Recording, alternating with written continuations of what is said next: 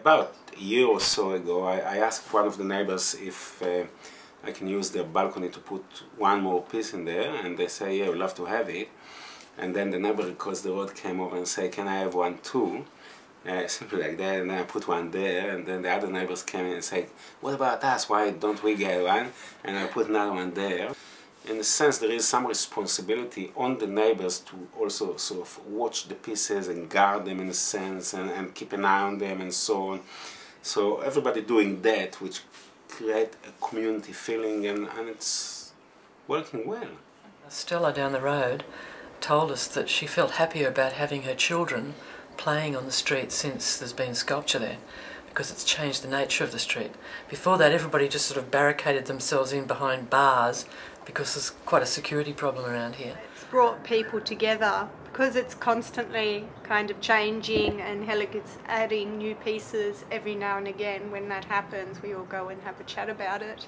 Yeah, so we all look at what's happening and what's on other people's front porches. I said to her, I'm planning to do something here, and she said, hey, I make something nice. So I made the flowers, and I think she liked it. Yeah, yeah, I think she had something different in mind, but yeah.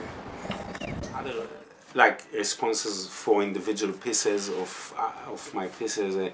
Some lady came, I love those towers going up and down. Every time I walk next to them, I really want to climb up the steps going up there somewhere. A lady said to me, and just like, you know, different positive responses to different pieces, you know, like, oh, really like that, or whatever, you know, like, very simple, straightforward, from the heart responses, you know. Hillick often gets into conversations with people walking up and down the street. You know, he might just be going to the corner shop and he'll see somebody, you know, out there sort of staring at sculptures, and, you know, gets talking to them. And Mike. This is Phil. Phil, and that one's Mike. Phil, the builder. Yeah. That's why it's made out of stone, and the one down the road, the painter's made out of wood. And paint and I didn't like it as much until you explained how it was made, and then I really liked it. Oh, good. Good. And the reason behind it. Yeah. If you're needing some extra rocks. Yeah.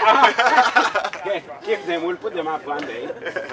We've noticed the artwork's been in the shop because of one reason. We've noticed that there's so many outside there in the street in front of every house. We decided to ask Hillick, who's the craftsman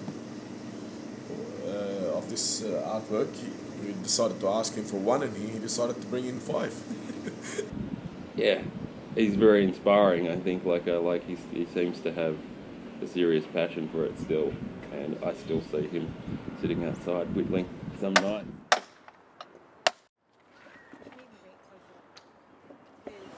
Well, I start working with Dylan, my neighbor Dylan. We did a few hours the other day, and this is the only second session that I'm having on it. I am just trying to absorb some sort of knowledge about the woodworking because, as I said, I wanted to do it for a while. And if there's anyone that can teach me, it's the next door neighbour, because he's a bit of a genius with a chisel. Yeah, Dylan is keen. He's really keen. He wants to get into it. Actually, before he even met me, he bought a carving knife. Before he even moved into the street, that was his ambition to so go ahead and do some carving, and just then he moved into the street and just fallen into place. Sydney seems a bit devoid of creativity sometimes, and Queen Street's just overflowing with it, so that's not a bad spot here. It's very hard to judge success in a sense when there is no dollar and cents involved, or there is no register of how many people walk through the gallery. You know, how do you judge what success is in art, you know?